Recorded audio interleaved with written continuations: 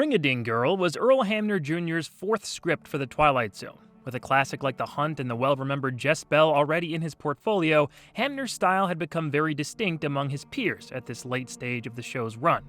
Alan Crosland Jr. also wrapped up his 4-episode stint as director.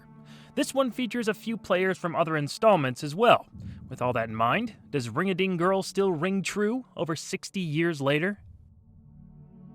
Barbara "Bunny" Blake is a famous Hollywood star on her way to her next movie shoot in Rome. Before she leaves, Bunny receives a gift in the mail from her hometown, Howardville. She remarks to her assistant that they'll be flying over the city center on their plane ride out of LA.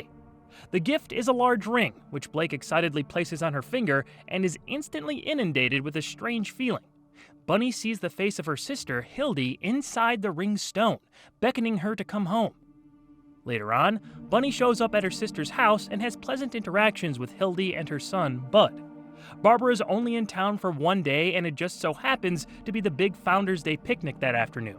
However, Blake continues to receive warnings and calls for help from within her ring in the form of people she knows from around town.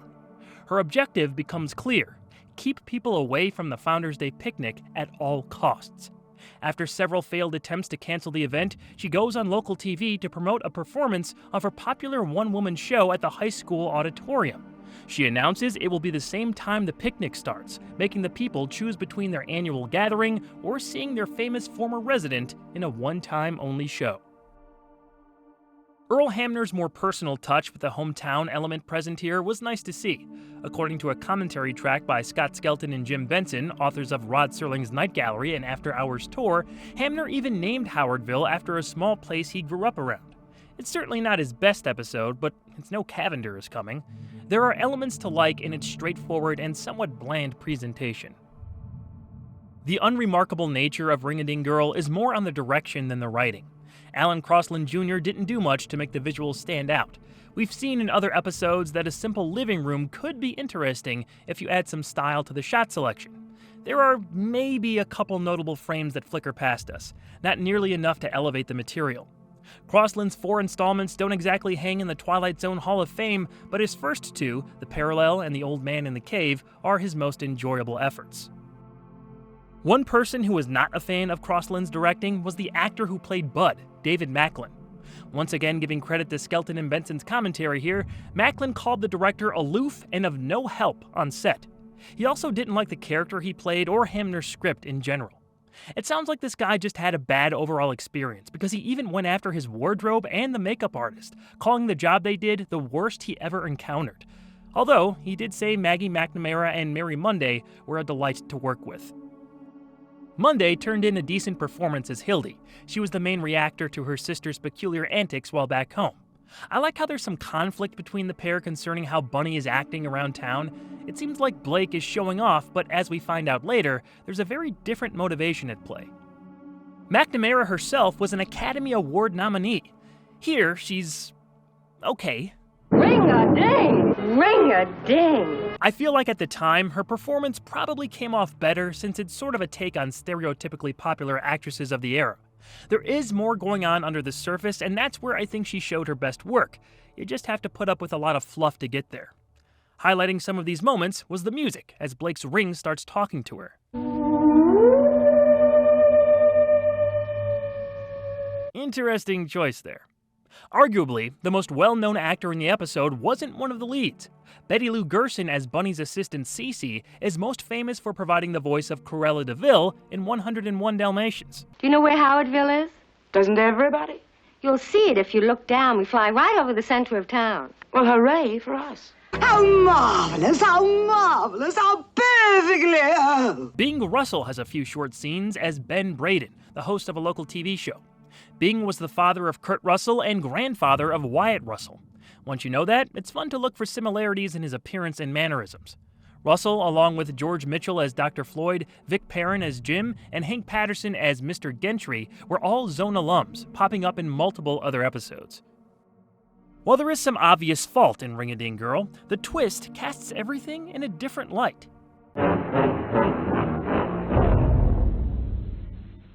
Just before Bunny, Hildy, and Bud head out for Blake's show, an oft-threatening thunderstorm finally produces a heavy downpour outside. At the same time, the ring-a-ding girl sees another vision in her ring. This time, she watches herself and her assistant being told to buckle in for a turbulent plane ride. As Hildy and Bud are preoccupied with news that a passenger jet has crashed into the picnic grounds, Barbara walks outside into the rain and disappears. Hildy gets a call from Jim, a local state trooper, that Bunny was found dead in the plane wreckage.